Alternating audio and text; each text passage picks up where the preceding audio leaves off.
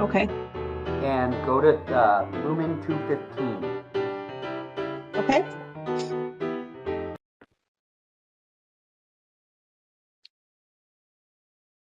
Oh, I'm sorry. Uh, Lumen 219.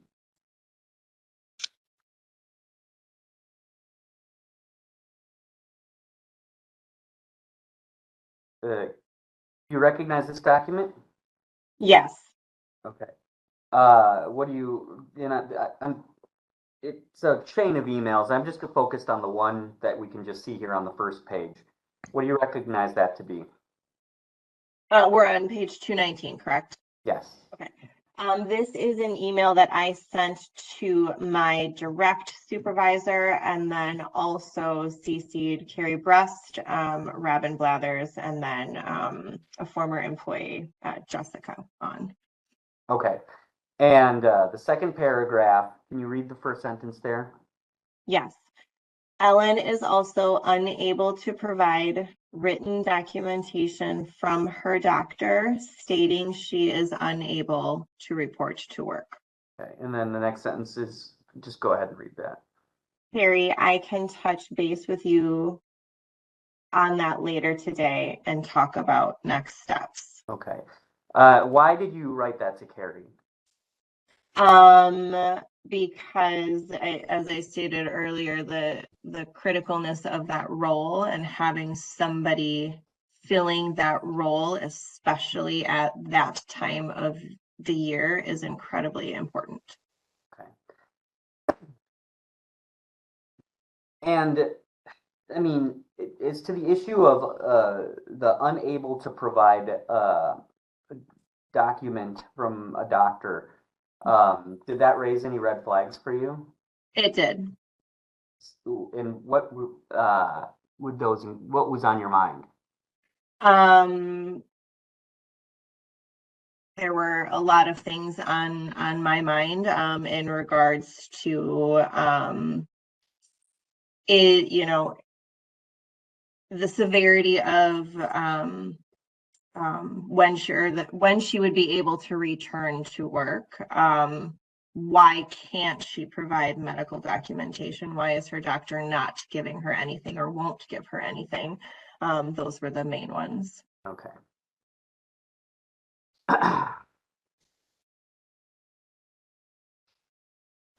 And did you speak with Carrie following this email? I'm sure I did. I can't remember exactly or what the context of the conversation was, but I'm sure that I did. Okay.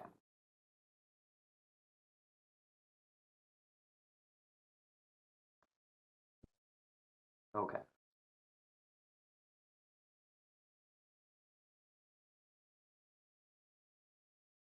And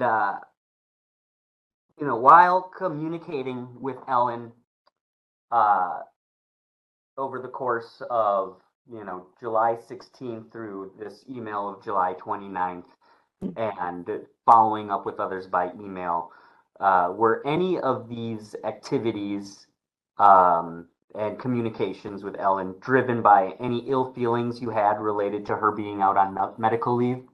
No. Were any of these communications and activities you were advancing driven by ill feelings related to Ms. Kutz's headaches, No.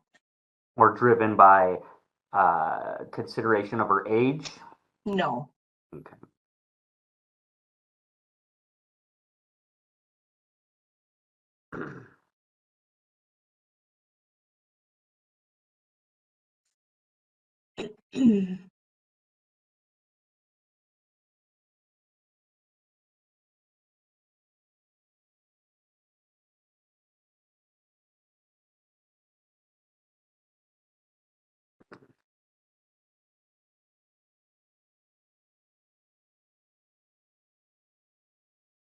Okay, I'd like you to turn to what's been marked as a trial exhibit 1. Oh, well, and before we do, just to conclude, After the July 29th, receiving that voicemail, did you have any more communication with Ms. Kutz? No, I don't believe I did. Okay. Okay. It's been marked as Trial Exhibit 1. It is Lumen's, it's in the Lumen book at tab 25.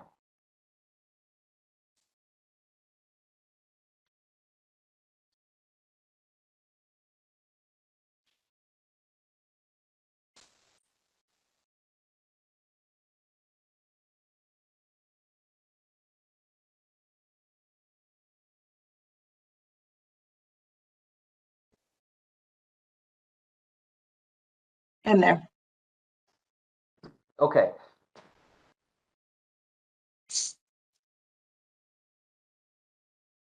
We've been over kind of the first 1, 2, 3. Well, first of all, why don't you tell me what this document is? This is a document that has documentations of things that I either addressed or took note of with Mrs. Kutz. Okay. And who authored this document? I did. Okay.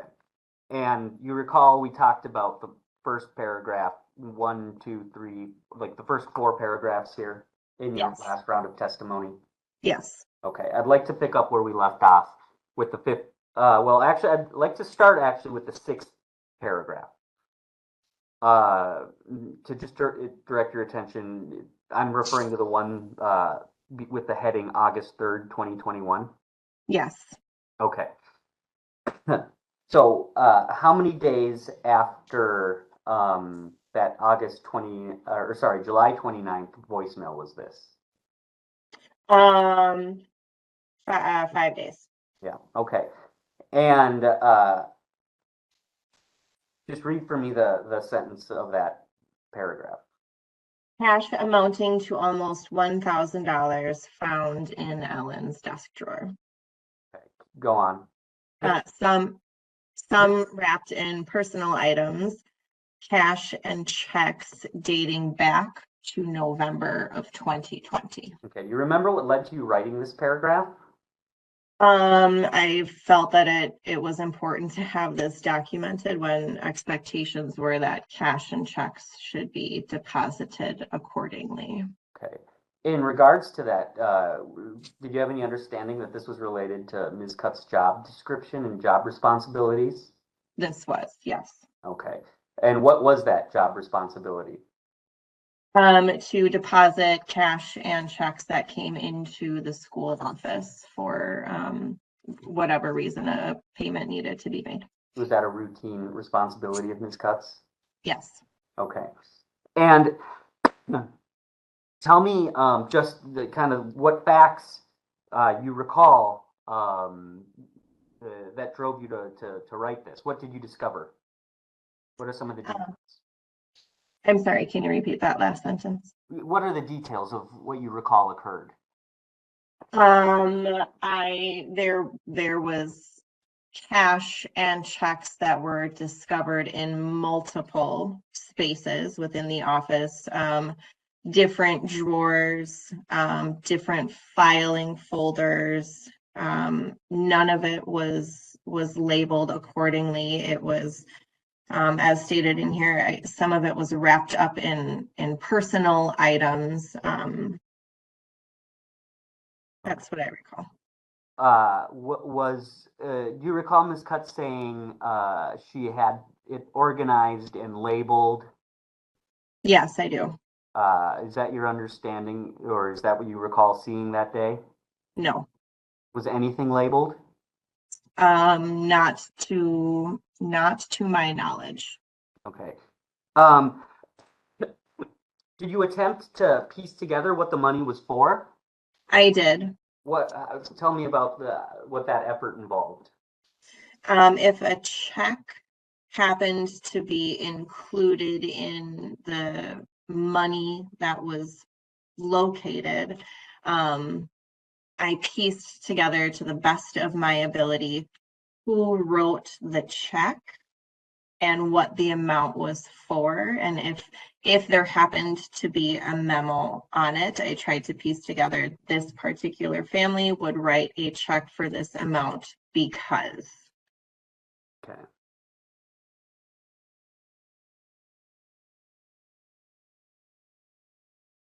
Okay. And do you recall the testimony, Ms. Kutz, saying that you instructed her not to deposit certain monies? Yes. Did you ever instruct her not to deposit any of the monies you found? No. Do you recall the testimony of Ms. Kutz wherein she explained, she asked you if she could go to the bank and you told her that either you or she was too busy? Yes. Did a conversation like that ever take place? No. She, Mrs. Kutz, to my recollection, only asked me on one occasion to leave the school building to go to the bank. And was that in this August 2021 timeframe? I don't recall when it was. No, it was during the school year. Okay. School was in session. So. And the one time you can recall of a request to go to the bank, what was your response? I told her she could go. Okay. I'd like you to turn to what's been marked in the Lumen book. And for the record, this hasn't yet been marked. So for the record, I think we left off on Exhibit 19. Is that right? That is correct.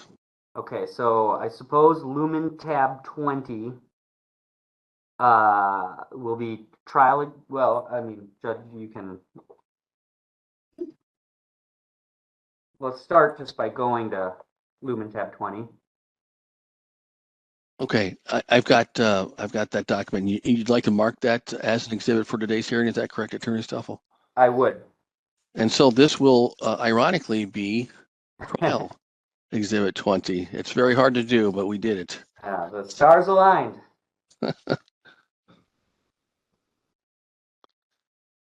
Okay, Ms. Doherty, do you recognize, and there's a forward, but I'm focused on the body of the email kind of on the bottom half of the page. Do you recognize this email? Yes, I do. Okay, and who is it from? The email is from Jenna Johnson. I'm at Bates label Lumen 105. Are you there? Lumen 105? No. No, I am. Sorry about that. Okay, I don't. I want to make sure the record is clear and we're all clear. Maybe counsel or judge, are we all at Lumen 105 at tab 20 and trial exhibit 20? Yes. Okay, thank you. So again, I'm focused on kind of the body of the email. Do you recognize this email? Yes, I do. Okay. Who authored this email? Renata Hogard authored this email. And who is she? She is our Chief Financial Officer for the Lumen Network. Okay. And what's the date of this email? Is June 16th, 2021. And as relates to Ms. Kutz' spring medical leave and summer medical leave, when was this written?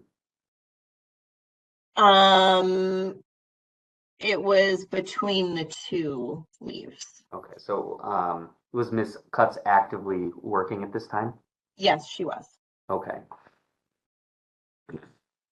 And did you receive this email?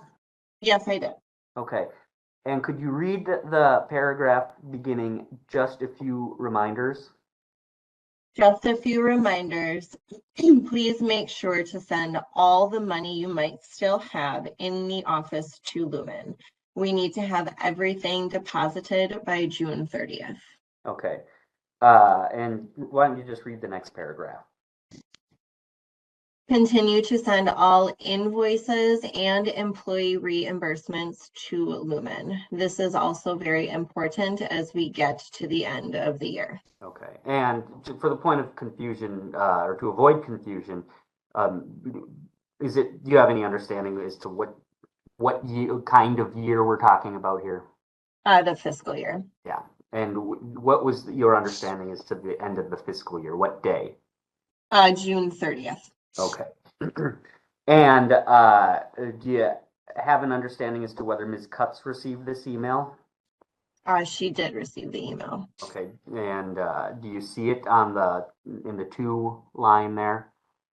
Yes, I do. Okay.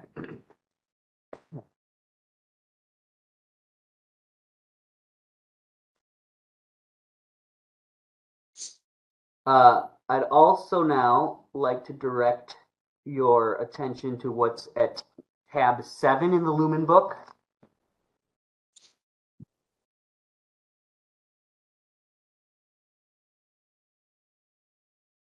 Which I would request be marked as Exhibit 21 for purposes of this hearing. What is the number of the document that you're asking to be marked? Tab 7 in the Lumen book. So respondents proposed Exhibit 7 with a Bates label of Lumen 173. Okay.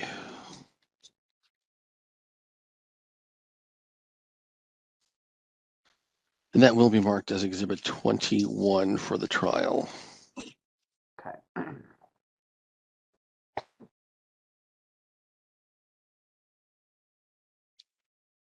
Ms. Doherty, are you there? Yes. Do you recognize this email? Yes. What do you recognize this to be? An email from Renata to Ellen, just going over what the procedures will be going forward now that we were fully part of the network in regards to finances and payroll and bills and such. Okay. And did you receive this email? Yes, I did. Okay. And do you see there's something being called out in bold about halfway or 2/3 down the email? Yes. Can you read that for me? All school deposits should be brought to the Lumen office so that the money can be deposited into the Lumen account. Okay. And as you know, keeping in mind that email we just looked at, Exhibit 20, this email in front of you, which has been marked as Exhibit 21, would these directives of Renata apply to the monies you found in Ms. Kutz's desk on August 3rd? Yes. Okay. Did Ms. Kutz in this time frame between June 16th or July 2nd ever bring confusion or questions to you about what to do with, deposits and monies? No. Okay. Did Ellen ever voice confusion about the June 16th email to you? No. Or raise any questions or concerns whatsoever? No. Did she raise confusion, questions, or concerns with you about the July 2nd email? No. Okay.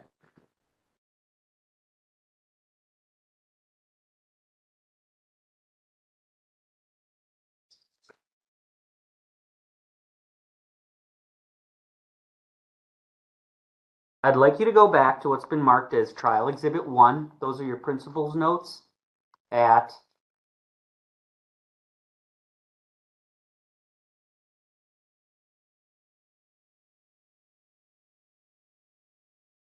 tab 25 in the Lumen book.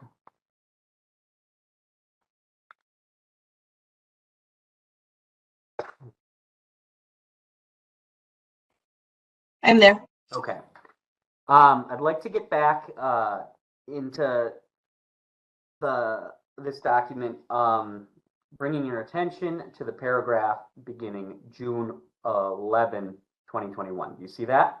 Yes. Okay. You raise a number of issues in that paragraph, but let me ask you this. In the days leading up to this paragraph, were there other issues on your mind as it relates to Ms. Kutz? Yes, she was very vocal about her displeasure with just the overall Lumen network and practices. Okay. Do you recall what types of things she was vocalizing? It was a lot. It was almost every policy, procedure, practice that we were moving towards. Okay. All right. Then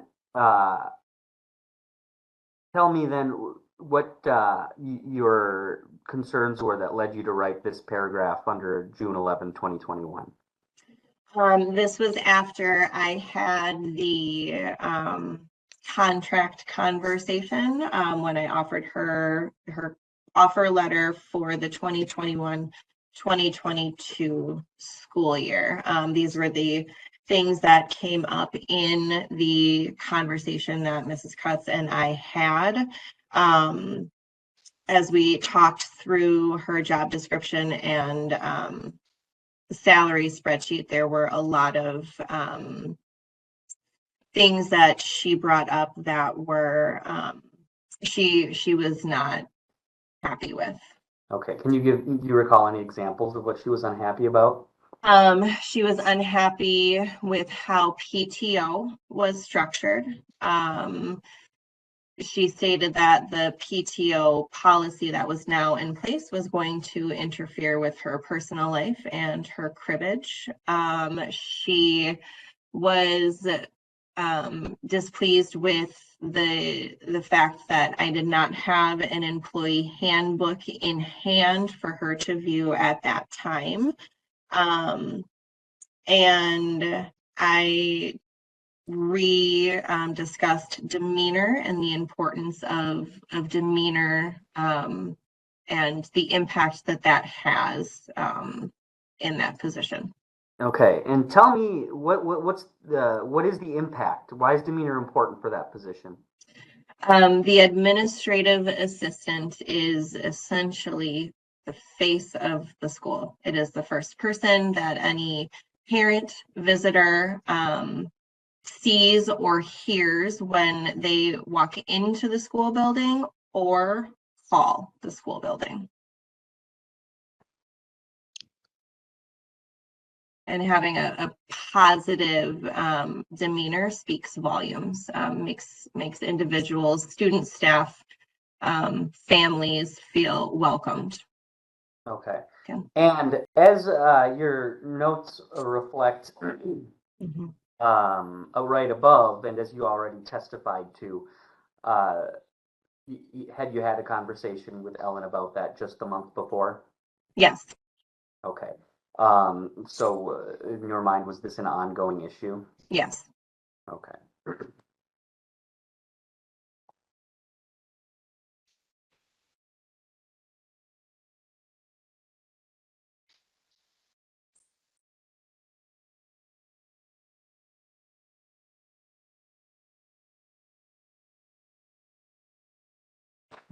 Was this June 11th conversation you had with Ms. Kutz driven in any way by ill will towards any medical issues Ms. Kutz was experiencing? No. Was it driven by any ill feelings related to any headaches she told you she was having? No. Was it driven by any ill will or ill feelings you had towards Ms. Kutz's age? No. Okay.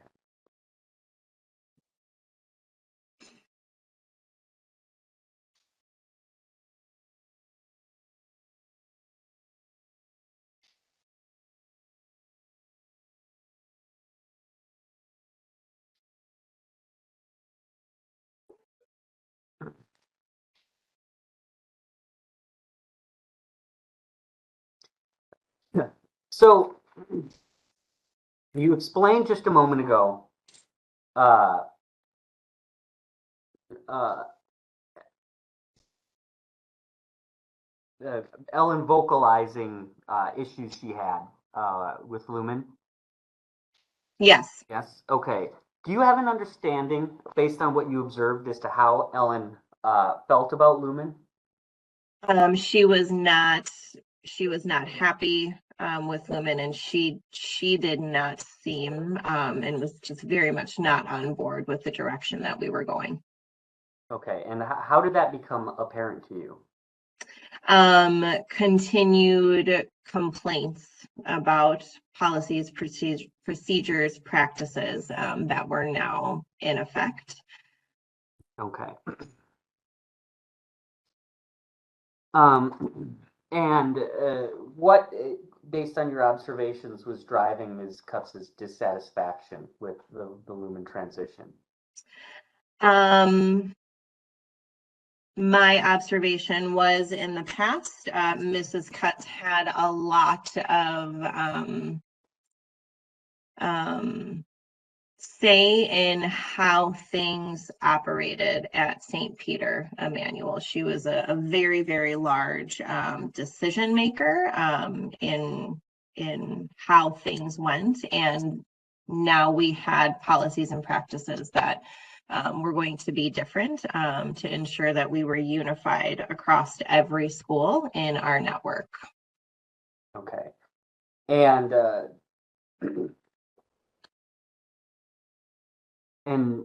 so what in your observation did Ms. Kutz find dissatisfactory about that? I think because it just was not the way that she wanted to do things. Okay.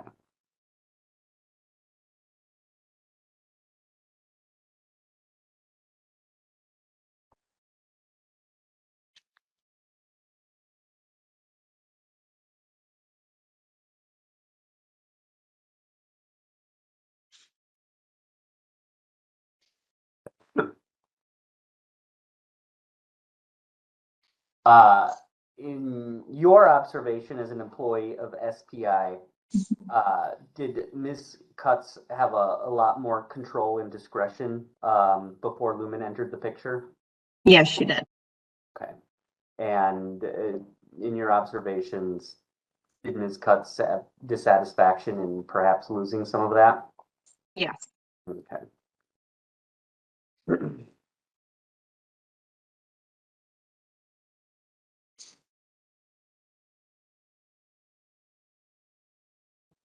We discussed in your first round of testimony your recollection of conversations related to that Sparks business card. You recall that testimony? Yes. Okay, and we don't need to rehash it all. But I'd like to just ask you an additional question related to that. After the end of the fiscal year and the turnover, so June 30 to July 1, 2021, what was your observation as to how the church was operating? Well, first of all, let's just be clear.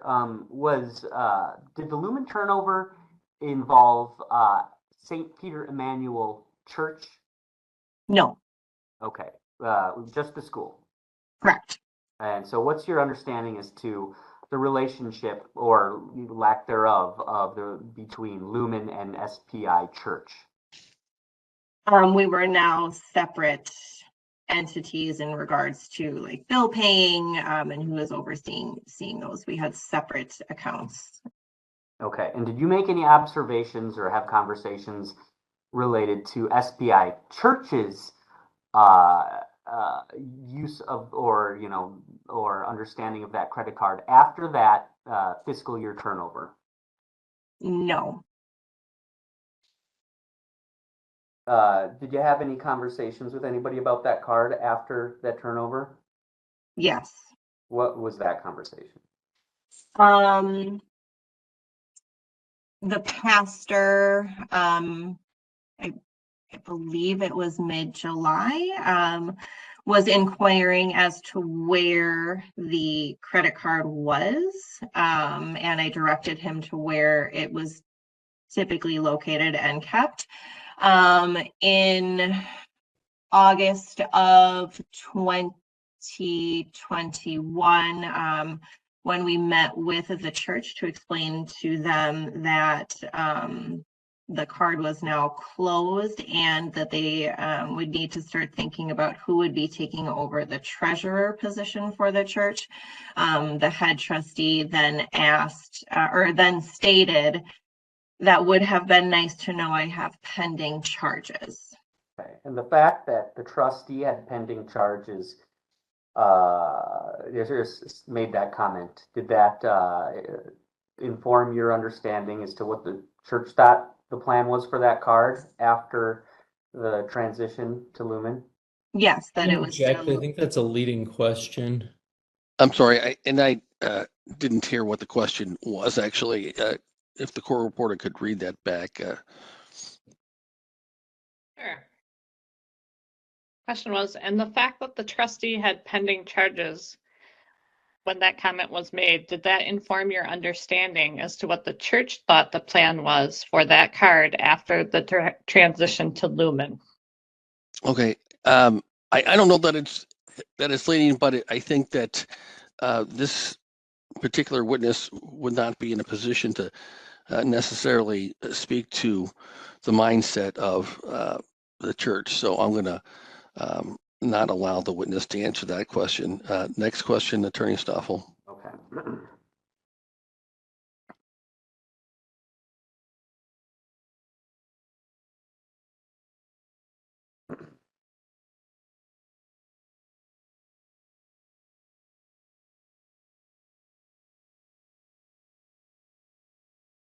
I'd like to ask you to turn to what has been marked as Trial Exhibit 8.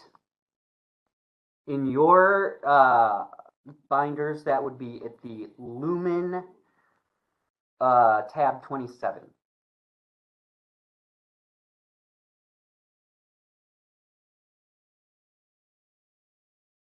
Okay.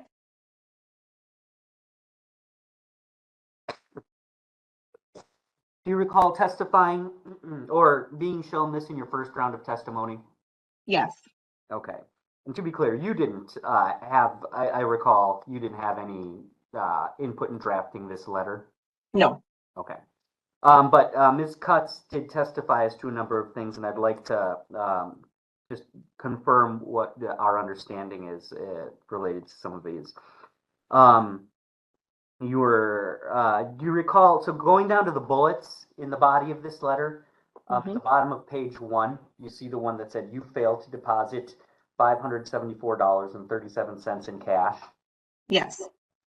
And you recall Ms. Kutz saying you told her not to deposit that? Yes. Is that your understanding? Do you have any, did you tell her not to deposit that? No. Okay. If you turn the page. Next bullet.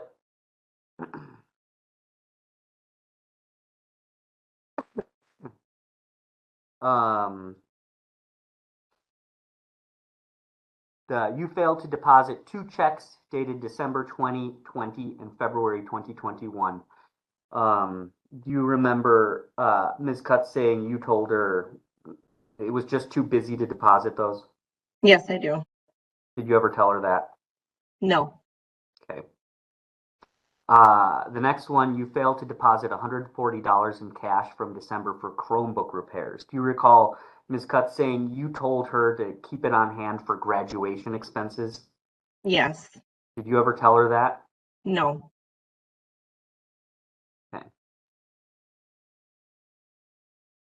Down the list, there's failed to make fast direct corrections to the DPI portal for economically disadvantaged students or student by the required deadline of June 30, 2021. Do you recall Ms. Kutz saying she was being directed to focus her attention on other things?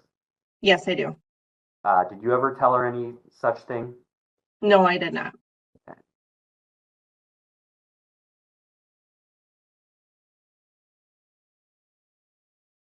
What was your understanding as to what should have taken place as regards to the $574.37 in cash, the 2 checks found, the $140? What should have become of those monies?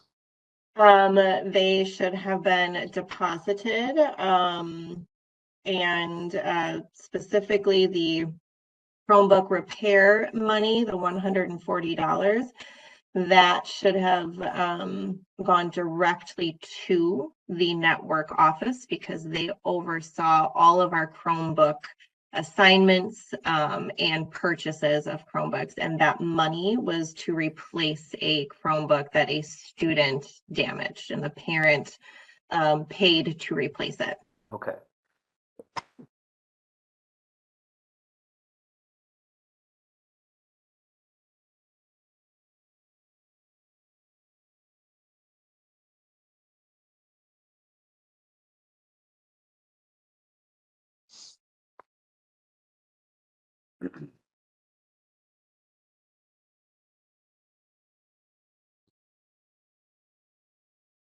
Ultimately, what's your understanding as to Ms. Kutz's, what became of Ms. Kutz's employment status in August of 2021?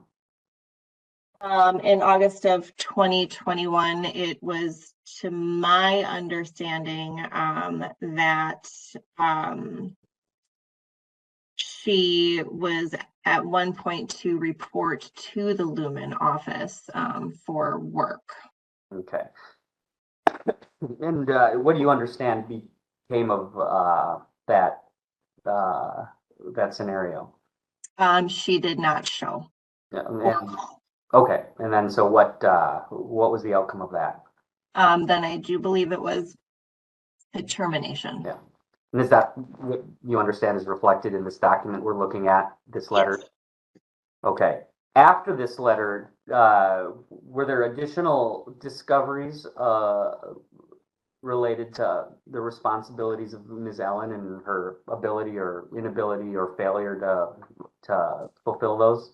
Yes. What was discovered? I object that I don't see what the relevance would be after they're saying she was fired.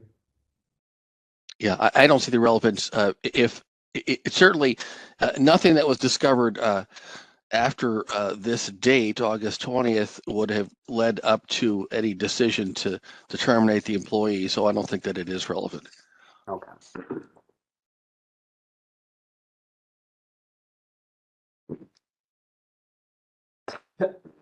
Okay. Ms. Doherty, do you have any understanding as to Ms. Kutz's age generally? Yes.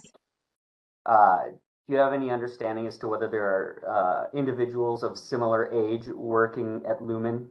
Yes, there are.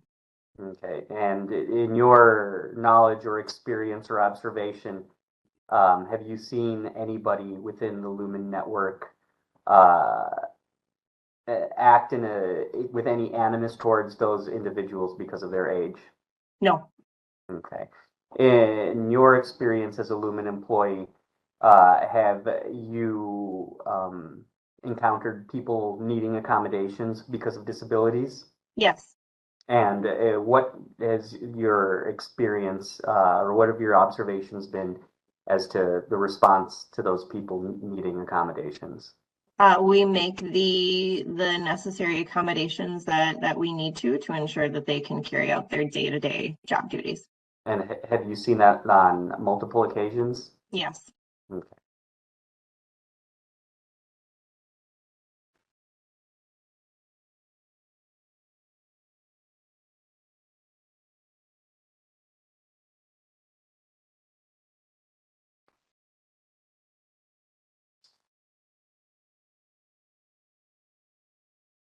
Just so everybody's aware, I think I'm just about towards the end of my questions. I'm just taking a breath to flip through and make sure I haven't missed something.